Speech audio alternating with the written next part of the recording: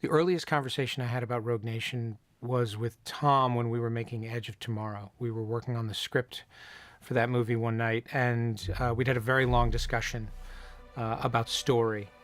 And Tom said, you should direct the next Mission Impossible. Chris and I have the same sensibility in storytelling and the same love of films and the same kind of movies. He was an untitled writer of Ghost Protocol. And, you know, he and I spent a lot of time discussing this franchise, and he knows it inside and out. Just set, let's shoot and go. Well, my original vision for the film was to take all four of the films that came before it and lay them on top of one another and look for the holes. It really is you. I've heard stories. They can't all be true. With each film, I always walk away and it's like, okay, what did I learn? What can I do better?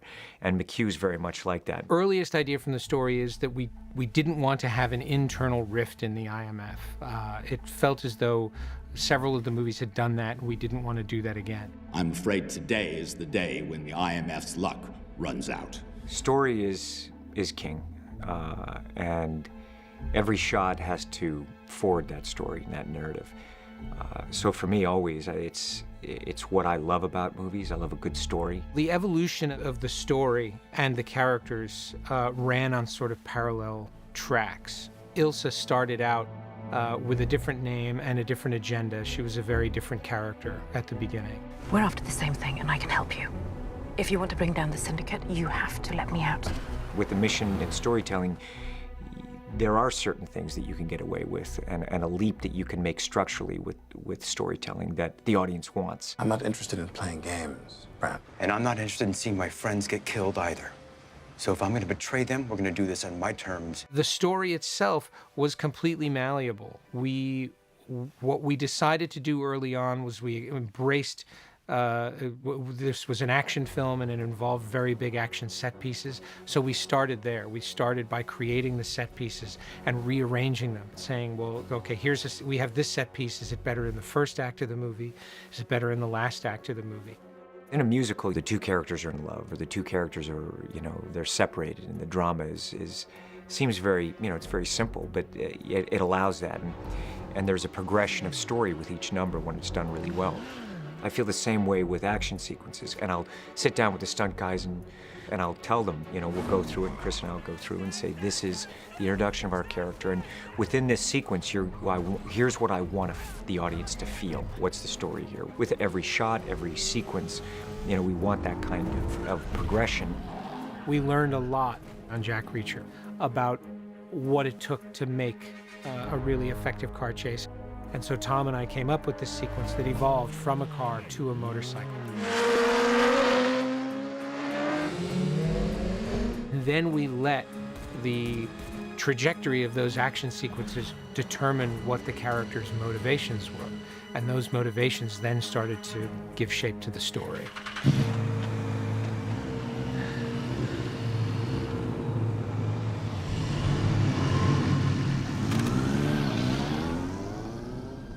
Once you have that kind of suspense, it allows for character comedy and character drama. What Chris is also brilliant at is writing for the actor. So with each person that's coming in, we're going to look at and adjust the character to them. Get him ready, please. So I wrote scenes that I thought were interesting emotionally as a way to give actors things to work with. And it was only when I started to watch actors read the scenes that I started to discover who Ilsa might be. Precious few people know about your true identity. It would be unfortunate if we forgot. Everything that came into the story came organically from the fact that we had this very inorganic beginning. We just put the action scenes in a certain order and then watched the characters grow around it. Everything that we were doing was trying to create a confrontation whereby Ethan killed Solomon. And no matter how we did it, it didn't feel right. It always felt empty, it felt unearned.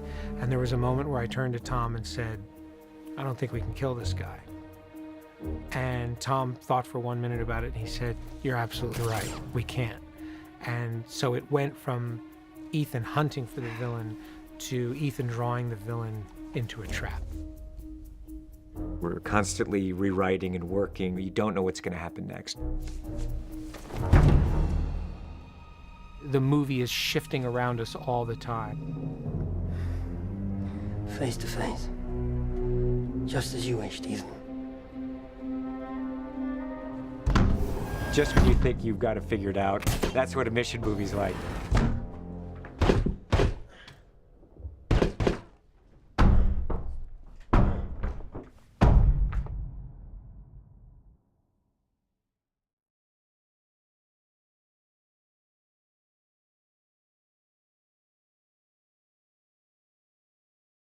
I love making movies. There's such a unique intensity and joy of so many people coming together. Mission Impossible is the first film that I ever produced. And to be here after all these years, it's a wonderful thing. Tom, as a producer, is the best partner you could possibly hope to have. I mean, he understands the Mission Impossible franchise inside and out, obviously, having worked on it for 20 years. He's a 24-hour-a-day movie-making machine. Loves making movies, loves being part of the process.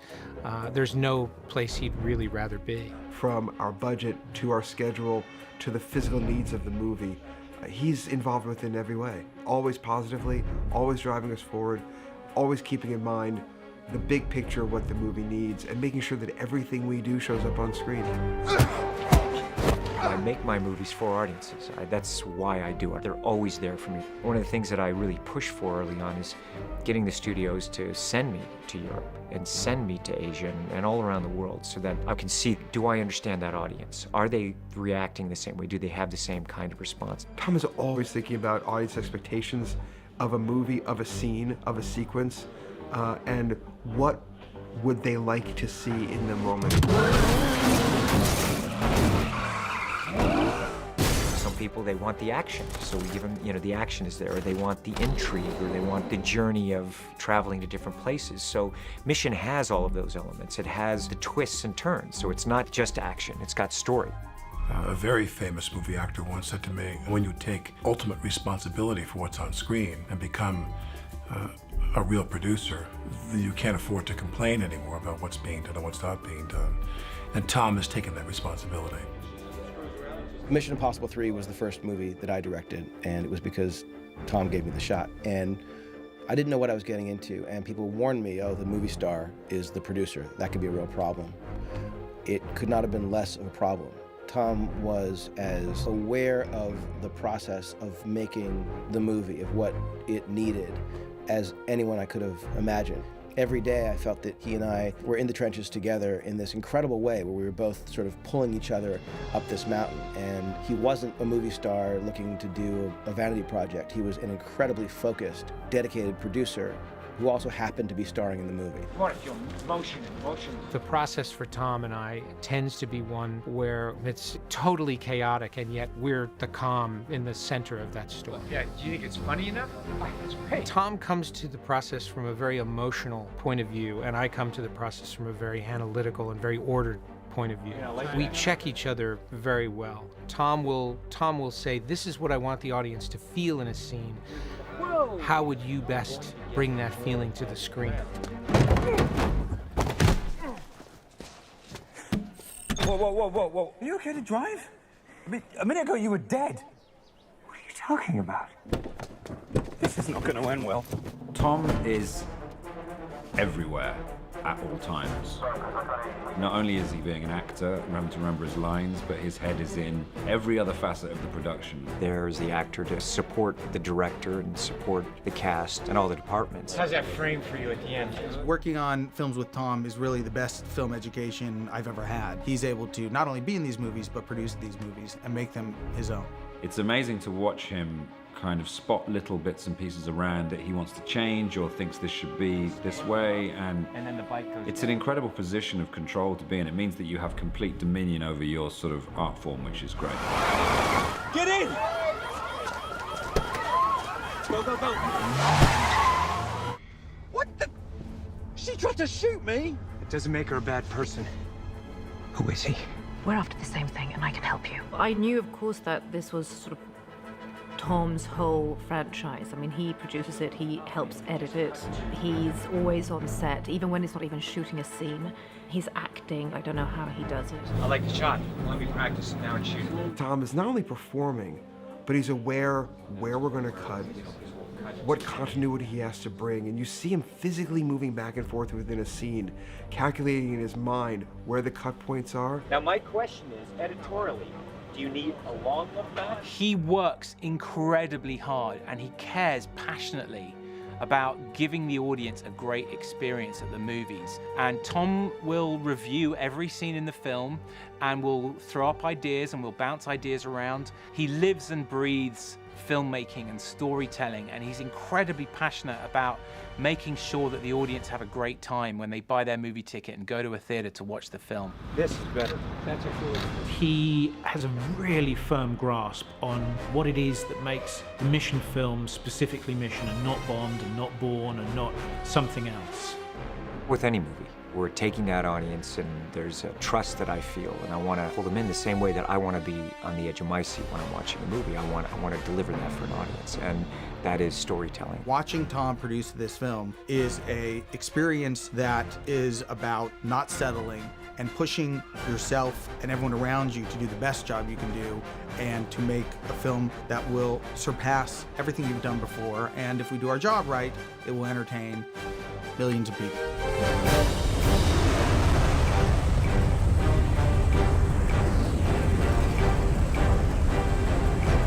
We always want to make it better, and you know there is never perfection. In storytelling in movies, you're constantly reaching for it.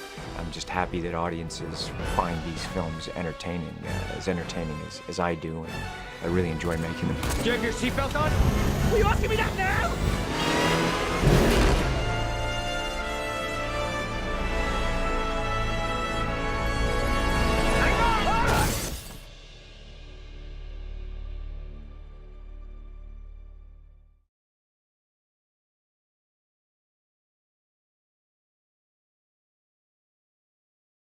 This movie is about friendship. It is about a team, and it's the complications of friendship that happen when enormous pressure comes down on these guys. Put down the phone. Let's think about this. We have a responsibility to warn the British government and not gamble with the Prime Minister's life, Ethan, just so you can beat the guy that has beaten you at every turn. The journey of the characters is dictated by a note that Tom gave me very early on. He said, I want the team to be experiencing what you and I experience when we're making a movie. We look at each other as two people who are in the trenches and sort of fighting our way out or shooting our way out, as the case may be. And so Tom wanted to take that sense of camaraderie and that sense of chaos. The plane! Yes, the package is on the plane. We get it. And translate it into Mission Impossible. Can you open the door? That's very much what you're feeling when you're watching the team. Benji, can you open the door? Can I open the door? Maybe. Open the door when I tell you! Well, at the end of Ghost Protocol, it felt like a new beginning for the IMF.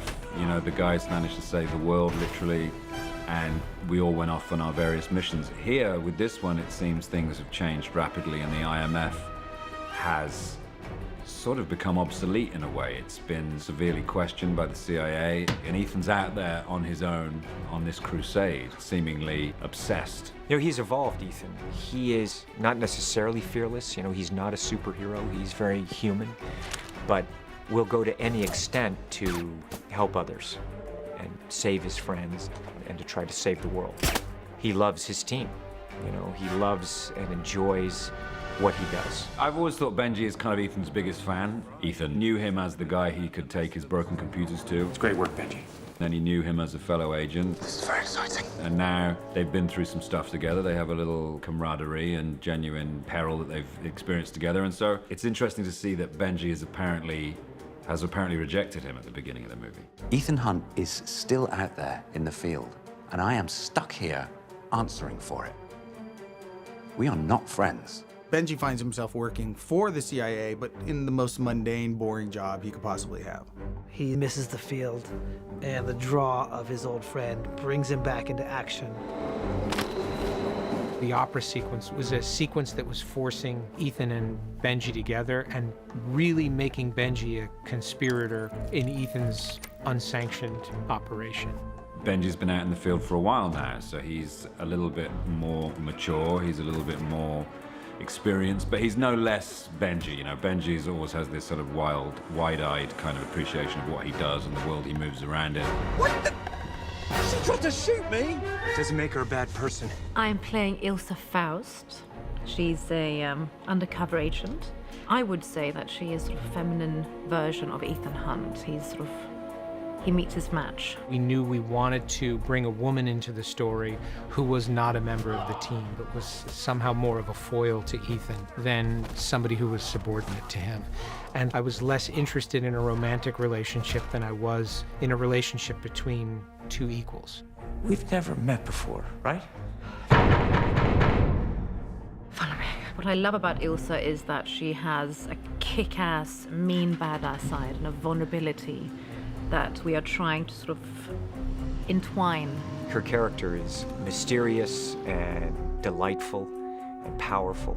Ethan very much believes in her. We've all talked about what kind of fighting Ilsa Faust would do, and we've found this sort of robust, raw, animalistic, tough attitude, which is so cool because she just kicks ass like any other man you'd see. There's elegant kicks, but combined with some very, very raw, brutal action. I think that Rebecca Ferguson actually gets to play a role that's worthy of her. She's not being used as sort of eye candy or the damsel in distress or the prize. She's an incredibly strong character, and it's great to see in a world where often the spy genre action movie where men get most of the great moments. I think that she gets as many great moments as any man in the movie. Trust me or kill me. But if you're gonna kill me, be a man. Do it yourself. A decision I made very early on was to split the team in half and have it be Ethan and Benji on one track and Luther and Brant on another track chasing after them. Brant being the person who had to find Ethan in order to save his life. You're going to kill Ethan. You're going to kill Benji. We have to get to them first. Are you going to help me? And Luther being the only person with the technical knowledge to find Ethan. Find her, find Ethan. Tell me it's possible to pull facial recognition off a sketch. For mere mortals, no. For me, I could have done this at home. I liked the sort of odd couple nature of it. And what I especially liked is that Ving is the earliest team member from the franchise and that Jeremy is the latest. And the idea of pairing the two of them together and realizing that they've really only met on screen for the briefest of moments at the end of Ghost Protocol. This must be them. Luther Stickle, the firm of Carter, Dunn, and Brandt. So I thought I would exploit that dynamic and play them as two characters who really don't know each other all that well and in fact don't trust each other. Ethan is my friend. And if I have 1 second of doubt whose side you're on, Ving just fits on Luther like a glove. You know, he's the elder statesman of the group. He's known Ethan the longest, and Ving's known Tom the longest. They bring a relationship and an intimacy and a warmth that completely transfers onto screen. Ving is amazing. I love him in this character. You see that dynamic that he has with Renner in this one. Renner was an analyst and kind of on the fringes of being in the field. Jeremy is sort of this live wire counterpoint to the other characters, and it's fun to watch when they get together. It's a high-speed chase. You just had to get the 4x4, didn't you? Hey, look, don't blame me. You chose You this just car. had to have it. You want me to drive? You want me to drive? I like that the guy I'm up against is tough. He can be charming and he can throw it off in a certain way, but he's also very tough guy. I'm not interested in playing games, Brad. And I'm not interested in seeing my friends get killed either. So if I'm going to betray them, we're going to do this on my terms and my terms only. Do you understand? My favorite films, and the films I gravitate to, are those with really strong characters where I'm really kind of emotionally invested. And that's obviously our approach every time we do a project. If we make our audience care about the characters, we are able to hopefully make a film that resonates beyond the action that's happening on screen. It's always been a character-based franchise. You care about Ethan Hunt. You care about the team around him. That kind of chemistry that McHugh and I wanted with those characters is very alive. It's fun to watch. You know, you just see that team fray and almost fracture. I lost it. You think it's going to split apart and the whole story is going to blow up. She set us up, Ethan.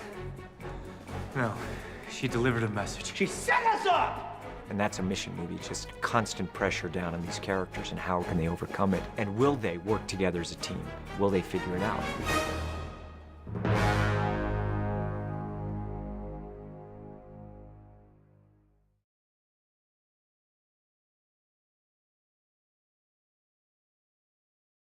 We knew we needed some sort of a stunt, some sort of a spectacle. It's become a rite of passage for a Mission Impossible film. We had a big legacy to live up to. Jim Bissell, the production designer, came to me with this model of this plane, said, "What would you do with this?" And I turned to Tom and I said, half joking, "What if you were on the outside of that thing when it took off?" You know, you think about stuff like that as a kid. What would it be like out on that wing? When McHugh said, "Look, what about hanging off the side of an A400?" I said, "All right, yeah, let's do it. Let's do this."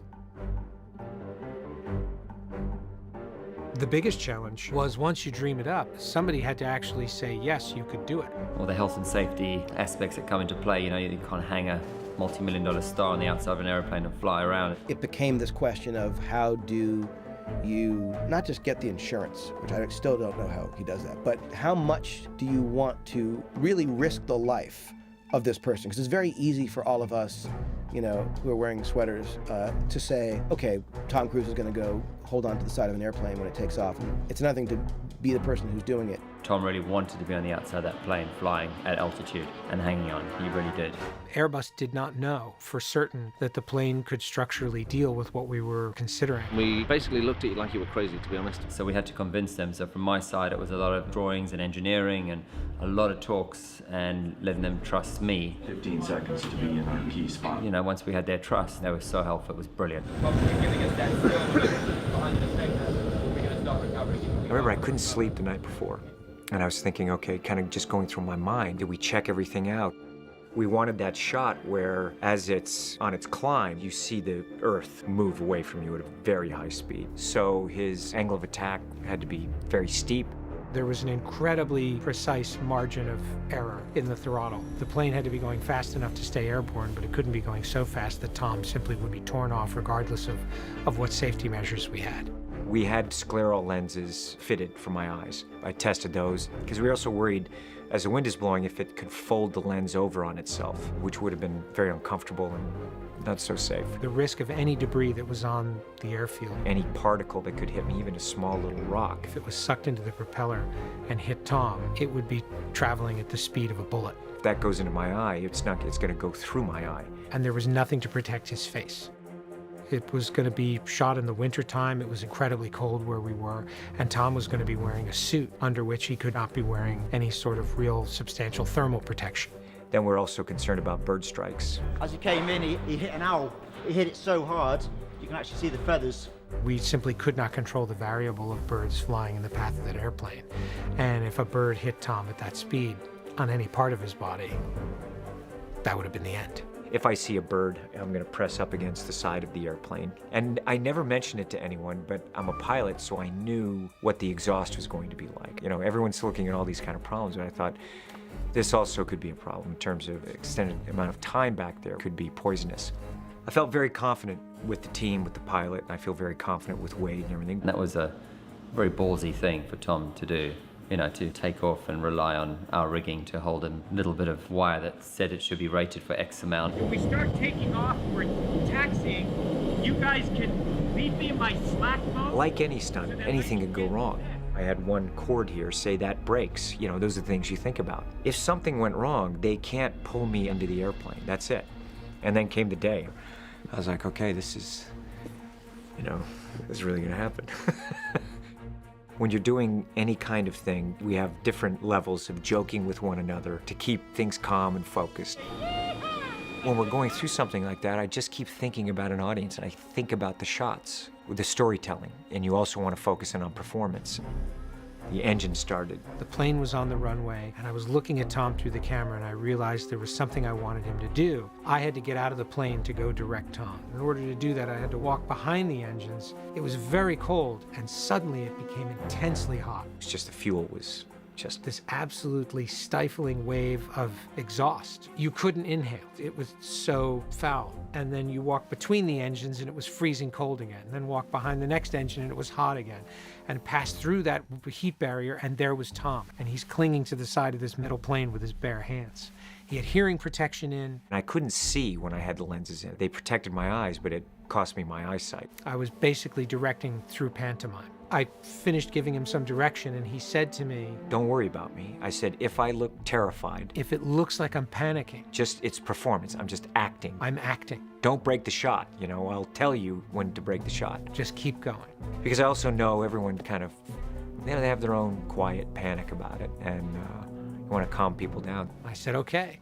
And I walked back behind the engines and back in front of the engines and got on the plane and sat down and realized we have no idea what's really going to happen. I don't know what's going to happen next.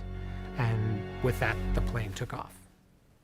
I give it the thumbs up to camera. They're inside the airplane, and I'm telling him, you know, let's go, let's go, let's go. He's pushing that throttle forward, and we are hammering down that runway, and I'm like, holy shit. The force of it, I mean, I was just trying to keep my feet on the ground, because I always had in my mind the image of when the airplane took off, my feet are gonna come off. I'm hanging on the side of this, and the force of that wind, I mean, it's, you see, I'm trying desperately to keep my feet on the flooring there. And that feeling, man, it just, the airplane left the ground, and I couldn't hold my feet on the side on that airplane anymore. And suddenly I do feel that force of my body's going up against the side of that fuselage. I'm thinking timing, because how high are we above the ground? Now do I say my line? You know, they want the line at a particular time where lighting's good, am I in shadow? So all of these other things are really occupying my mind. I'm just on board for a ride and a look around. Tom's just hanging off for shits and giggles. It's an extraordinary shot to see him out there on the outside of that airplane. And he was having fun, too. I'm scared shitless. We landed. It was like, good, I got that out of my system. You know, it's always the first one. It's like, all right, everyone feels a little calmer. You know, everything's fine. It was kind of, is he still alive? Was what I was thinking. And I kind of thought that was a one take and he was going to do it once and then walk away. I just said to the camera, I went like this and I said, let's go again, I'm ready. He did it 8 times. Every time it was like, holy shit. Seems like he enjoyed it. When my feet, did they come off? Every time they were like, let's stop it, but I wanted to make sure that we had that shot. It's like bird topping, isn't it? It's kind of mind-blowing and ridiculous. I don't know what he's going to do next. Go into space, probably. I mean, it's a combination of elation that we've actually achieved it and relief that nothing went wrong. I can still taste the fuel. It was a great sequence and it went absolutely flawlessly. Well, that's brilliant. There was a point where we didn't believe that any of this was feasibly possible. So that was pretty amazing watching him do that and watching him smile while he was doing it. He was just having the time of his life.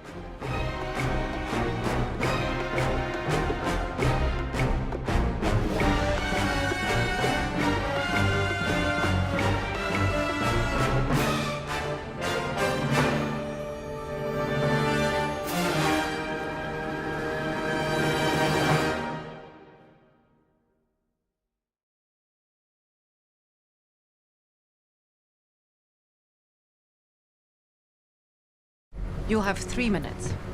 2.5 minutes to switch the security profile. 30 seconds to escape through the service hatch. Remember, conserve oxygen. Don't move a muscle if you don't have to. I've done a lot of underwater work, and Chris and I were on Edge of Tomorrow. We were shooting the underwater sequence, and already at that time, Chris and I were talking about Mission. And I said, you know, I've never done an extended underwater sequence. How can we make a really long sequence for an audience and have them experience what it's like holding your breath for that period of time? When Jim Bissell presented us with the Taurus, the set filled with water, Tom reacted to that and said, "That's great. We can do something really exciting with this environment." I just came up with this idea that it could be really interesting. If we put him in a sort of a wash tub, and then there's these robotic arms that are going around that interfere with it. Imagine Mission Impossible 1, where Ethan is hanging by a thread. Now remove the thread and don't allow him to breathe. You know, we're always trying to create something that hasn't been done before, which is very difficult. So looking for those little unique moments that create that difference. No oxygen tanks. Most of the work that's done in the film is done in camera and is practical, but there was literally no way for us to shoot that sequence in a real environment. And so we animated the entire sequence. It's called a previs. We used the previs to help understand the sections that we can film Tom underwater in. It was an incredibly complex process of designing these shots and figuring out how to film them so that the audience is holding their breath and they feel intensely claustrophobic in that scene. Underwater photography is extraordinarily difficult and time-consuming. It's dangerous, it's slow, it's very exhausting. You move differently, you act differently, don't breathe. We realized very quickly that Tom was going to have to be holding his breath for a very long time. Further compounding that was he would be moving. So we baked that into the sequence. We made that the central threat, that physical activity underwater equals death. Having had the chance to read the script, look at the previs, I knew that I had in front of me one of the most complex, if not the most complex underwater sequence I've ever been involved with in my career. So I have to hold my breath for 3 minutes. You can do that. Well, the thing you're overlooking is the physical exertion. The more you exert yourself, the faster you consume oxygen. Tom invited me to be trained by Kirk Kroc, who is a deep dive instructor, which has been incredible. Normally, in underwater sequences, people hold their breath for 10 seconds, 15 seconds max. So I had to prove to everyone that it was actually safe and spend time with the safety guys and the safety officers to show them, look, not only is it safe, it's better that I know how to hold my breath because I'm going to be very relaxed. No one's going to have to rush in, no one has to panic. Basically, what I'm doing is taking Tom and Rebecca through a breath hold special operations program. It's a program that I've designed for militaries. And what we're really trying to do is we're developing their ability to hold their breath under extreme conditions. You have to overtrain for a sequence. We were doing up to 6.5-minute breath holds. We started breath hold. Tom's very comfortable underwater, and he likes to challenge the crew by staying under longer than he should on a breath hold and get us all worried. Let's not freak people out too much. 5, 4, 3, 2, 1, 3. Tom and Rebecca as students were amazing. It was a pretty great experience to see them actually grow and get better all the time. We just keep a very calm manner on the set, and we make it like this sort of Zen state, which keeps everyone calm and all their heart rates down, so we can go for the longest possible take. That gave us an incredible amount of control. I could put Tom underwater and I could point the camera at him for 3 minutes and shoot very long pieces and be directing him without having to stop every time. It makes our life easier with the safety divers looking after them. They don't have to worry about them so much within their breath holds because they know that their comfort level is high. It was scary and impressive just as a bystander because he might have done a 1.5 minute long take, but what you really had to appreciate is that he has to hold his breath, wait for everyone to get into position, wait for all the bubbles to clear, wait for the cameras to roll. Then he does a long take.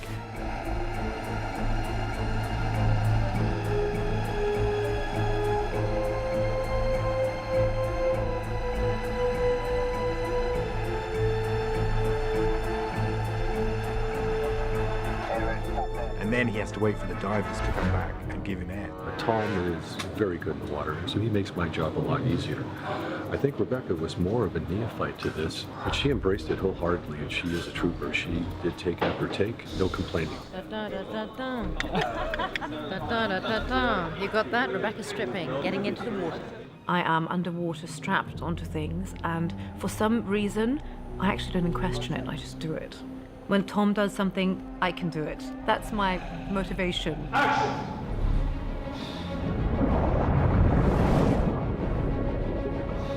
It's a very, very kind of claustrophobic, tense feeling you get when you realize they're trapped in this completely contained unit underwater. There's no way out.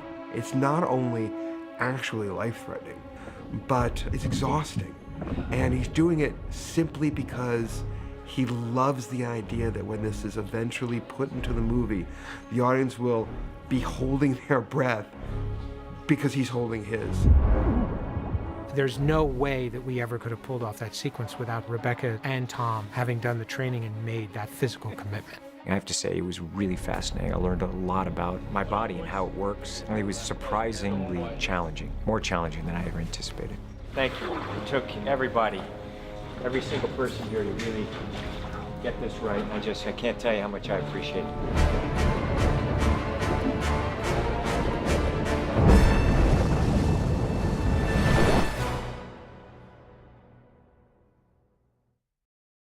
The chase had evolved from the work that Tom and I did on Jack Reacher. We learned a lot shooting that car chase and wanted to take it to the next level.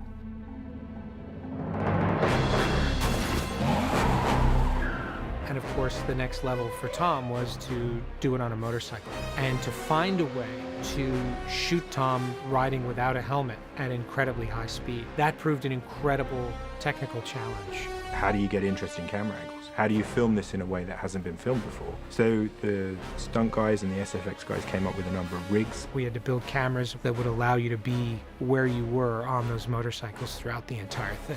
To do the work we want to do safely with Tom and the other stunt riders, we remove a certain amount of the traffic from the road to give them safe passage. In post, what we can do is add back in digital cars. So rather than Tom weaving through two cars that are spread 50 meters apart from each other, it really looks like he's weaving through really tight packed action. Trying to shoot at actual speed and not pretend, so it creates quite a bit of choreography with the cars and making sure everybody's in the right place at the right time. If there's anybody not, it can be disastrous. We had dangerous roads with 2,000-foot drops. If you go off there, you're dead.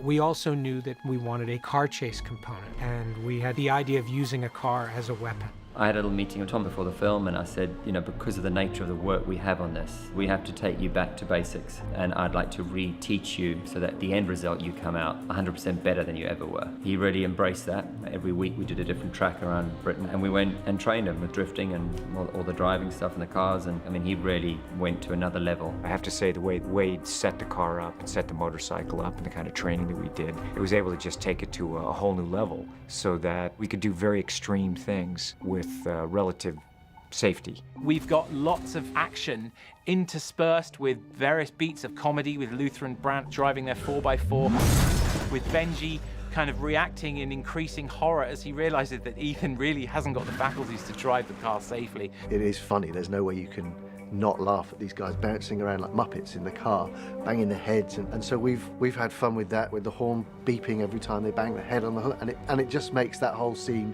it lightens what is, you know, a fairly hefty car chase. In order for us to shoot that sequence on the Rabat steps, we first had to cover the steps with special ramps that we had to go in and install and then remove digitally. Otherwise, we would have lost a BMW every time we went down those stairs. And then, of course, we had all those bikes going down the stairs as well, and we needed expert motorcycle riders. I feel fortunate because I get to work with the best drivers, the best stunt guys, these incredible athletes. So we had the two bikers ride down, free riding, with Tom doing the slide himself. We've made the special wall over here is all foam, and then the wall itself actually hinges. The whole wall's on a hinge system, so it's got give that it moves, and if he actually does get stuck against it, it's got some movement as well. What was incredible was watching how trusting Simon was of Tom. I don't get frightened as such, as terrified. No, Tom's such a good driver. He's a very accomplished driver. He's trained hard for this as well. He totally trusted me when we were doing it, which I was like, I was thinking I don't want to tell him how dangerous this really is. I mean, I'm driving high speed, drifting, slamming up against the wall, and at times we have cameras hanging off of it. Anytime that you're looking at Tom through the windshield of that car, you're looking at Tom through one of 3 cameras that were attached to the vehicle. That meant Tom's visibility was like that. He was looking in between two cameras with another camera pointed at him. On top of that, the weight of the vehicle is completely different with that huge camera mount on the front. Making that even more complicated, we were on active city streets over which we only had partial control. We were driving right past people's front doors, and we had the cooperation of all of the very nice people from Morocco. Do you see all the people in the windows? It's so beautiful. I mean, they're literally, people are everywhere. It's like everyone is involved in this film. We were designing the sequence and got as far as doing a previs of this whole chase when I realized this scene would be a whole lot more interesting if Tom was chasing Ilsa and not the villain. Rebecca rocked it. She came in here, she was shredding the canyon. She's really into this sequence, which helps us. I mean, she comes very enthusiastic. We have to beat her away from it at the end of the day. She just wants to keep going. May have created a new motorcycle rider here in the world. Ilsa creates the crash. She actually was ahead of him and pulls over and stops and standing in the middle of the road. Having the car drive towards me, and what was it? Do you know how quick he was driving? 160 kilometers an hour? Yep. And then breaking off just like a meter away? You've had, you know, a really magnificent 12 or 15 minutes of Mission Impossible set piece, and you're ready for the movie to kind of take a break and slow down. And we talk about the A400 as a dangerous stunt. We talk about the underwater sequence as a very dangerous stunt. The driving in that sequence was incredibly precise and incredibly difficult. It was fun. It was extreme. It was high velocity the entire time, and we loved it. We had a blast.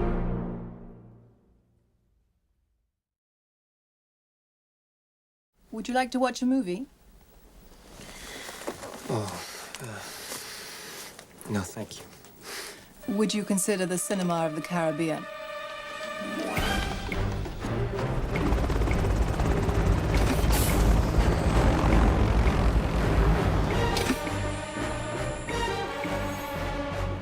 Agent confirmed. Morning, Mr. Hammond. Your mission, should you choose to accept it, is to face your fate. This message will self-destruct in 5 seconds. I love making these movies. After all these years, you know, we now have our 5th Mission Impossible. The committee has shut us down. There is no more IMF. I've been ordered to bring everyone in. No matter which Mission Impossible film you're watching, you're in for the ride of your life. It's not just action, it's not just suspense. You have a lot of intrigue. The fundamental idea is that it's a crazy adventure with some familiar and some new characters. The Mission Impossible films have resonated so strongly for so long because they represent a very specific sort of wish fulfillment. They somehow managed to make the things that we don't think possible. Having a successful franchise of films has its blessings and its challenges, and one is that each director wants to do his own version of that, you know, have his own fingerprints on that. But every situation will be solved gracefully, with cool music, with gadgets, with brilliant actors. It's just exciting. It's a ride. What makes Mission Impossible special is, of course, it's an action film. Of course, it's got scope and spectacle. But Mission, unlike any other movie, has as its own an expectation of misdirect, both plot and character. One of the things that Tom decided early on was he wanted different directors to be doing each one. He wanted them to have their own kind of life. So while there is a kind of continuum of spy genre, which is a successful and sort of robust, long-lasting genre, the Mission Impossible series, each one has sort of had its own kind of focus. What I realized when I sat down to actually work on the franchise, when I analyzed all the movies put together, in each and every instance, Ethan Hunt is able to do superhuman things, but he is not superhuman. He's always aided by technology. In Ghost Protocol, he's able to climb on the side of a building. He's able to become invisible. But in each and every one of those things, there's a very specific technological advantage that allows him to do it, that makes it feel like it's almost real and that anyone could do it. We're constantly pushing the bar with storytelling, with characters, and definitely with the sequences. Tom brings a real sense of humor to the role. You actually said that. out loud. Mission accomplished! There's little moments for those super Mission fans. Ethan, we gotta go. Now an emerging terror organization known as the Syndicate. We are the Syndicate, Mr. Hunt. One of my favorite ones, which real Mission Impossible fans of the series will get, is when Ethan phones Brandt at the beginning of the film. You see a switchboard operator and you hear Ethan say, Western Europe unsecured. and he goes, designator, and Ethan goes, Bravo, Echo, 1-1. and then Ethan gets through to Brandt and he says, Go secure. if you watch the first Mission Impossible film, when Ethan's team are killed and he gets on the phone, he says, Central Europe unsecured. and the guy on the end says, Designator. Bravo, Echo, 1-1. and then the guy picks up the phone and he goes, Go secure. Okay, go ahead. but you're seeing the other side of the conversation in this film. And Chris has put a lot of thought into all those little details so that fans know we care about the other movies and we are passionate about giving the people who know just little Easter eggs to discover along the way.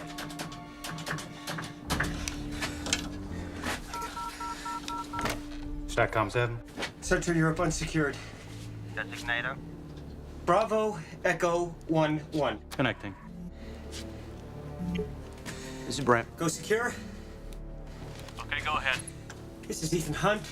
Request immediate extraction. What happened?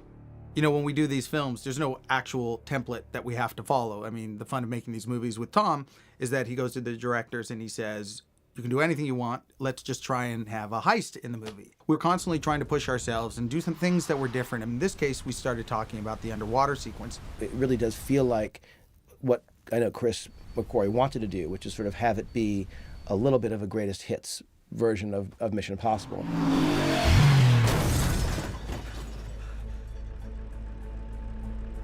There will always be bad guys out there. 20 years later and we're still out there saving the world. That has to be evidence that this story has still got a lot to give. What I hope to do with movies, and I think even from the beginning, since I was a kid, 18, I remember thinking I hope to have a film and to make movies so that they could be watched, you know, not just opening weekend, but something that can be looked at 5 years, 10 years, and still an audience, you know, if I've done my job right, it still communicates to them and they're still entertained by it.